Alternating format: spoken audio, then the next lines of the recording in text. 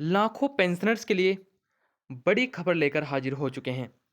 दोस्तों, सभी कर्मचारियों के लिए खुशखबरी जारी कर दी गई है।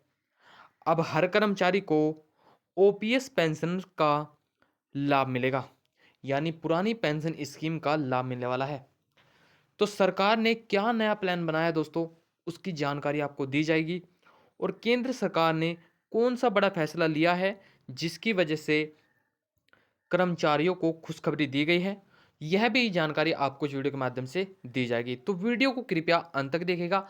अगर आप हमारे चैनल पर नए हैं तो चैनल को सब्सक्राइब कर लीजिए और वीडियो को लाइक कर दीजिए। तो जानते हैं दोस्तों, देश भर में पुरानी पेंशन योजना को दोबारा लागू करने की मांग जोर पकड़ रही है। इसी बीच कुछ राज्यों ने केंद्र सरकार को बीच का रास्ता सुझाते हुए एक नया प्रस्ताव दिया है। इस प्रस्ताव में सरकारी कर्मचारियों को ओल्ड पेंशन स्कीम के मुकाबले थोड़ी कम पेंशन देने की बात कही गई है।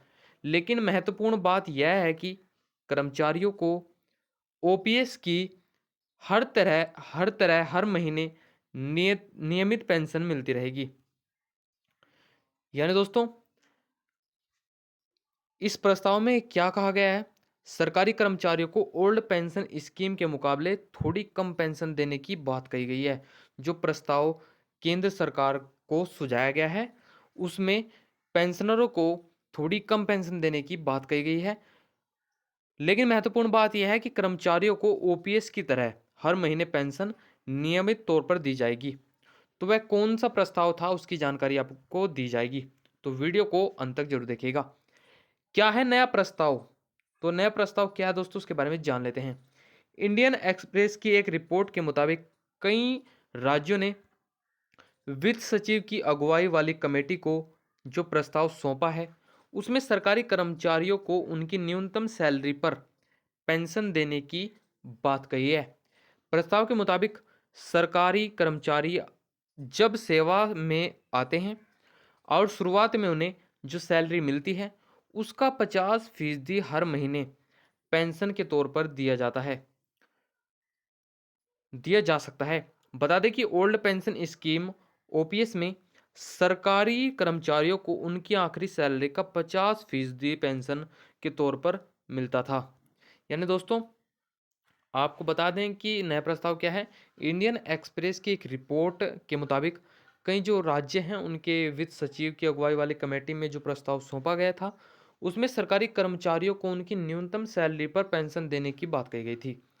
प्रस्ताव के मुताबिक सरकारी कर्मचारी जब सेवा में आते हैं शुरुआत में उन्हें जो सैलरी मिलती है उसका 50% हर महीने पेंशन के तौर पर दिया जा सकता है।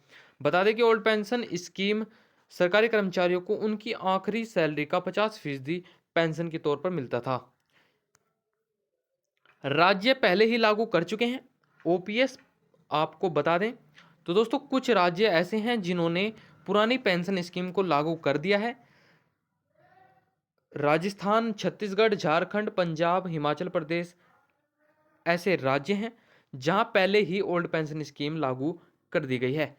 इसी साल मार्च में बीजेपी शिवसेना की अगुवाई वाली महाराष्ट्र सरकार ने भी सैद्धांतिक तौर पर ऐसे सरकारी कर्मचारियों को ओल्ड पेंशन स्कीम का लाभ देने को मंजूरी दे दी थी जिन्हें अभी एनपीएस का लाभ मिलता है।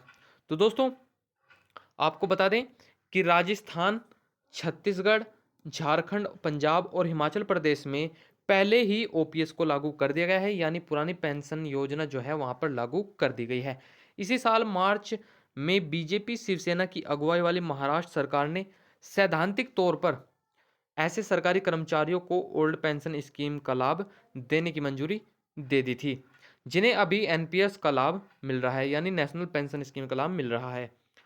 केंद्र सरकार ने बनाई है कमेटी। तो केंद्र सरकार ने क्या कमेटी बनाई है दोस्तों, उसके बारे में जान लेते हैं।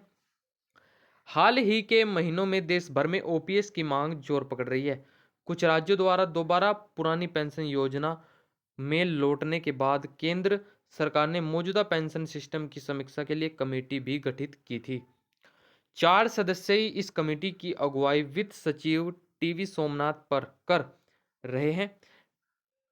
कमेटी बताएगी कि क्या मौजूद एनपीएस के स्ट्रक्चर या फ्रेमवर्क में किसी बदलाव की आवश्यकता है या नहीं। तो दोस्तों अभी कमेटी गठित गठित की गई है, उस पर रिसर्च चल चल रही है। तब भी कोई अपडेट मिलेगा हम आपको वीडियो के माध्यम से बता देंगे। तो इसलिए आप अपडेट से जुड़े रहने के लिए हमारे चैनल को सब्सक्राइब कर लीजिए। दोस्तों यही था एक छोटा-सा न्यूज़ जो हमें आपके साथ साझा करना था। तो वीडियो को ज़्यादा से ज़्यादा शेयर कीजिए, हमारे चैनल को सब्सक्राइब कर लीजिए। मिलते हैं किसी वीडियो के साथ। जय हिंद, जय भारत।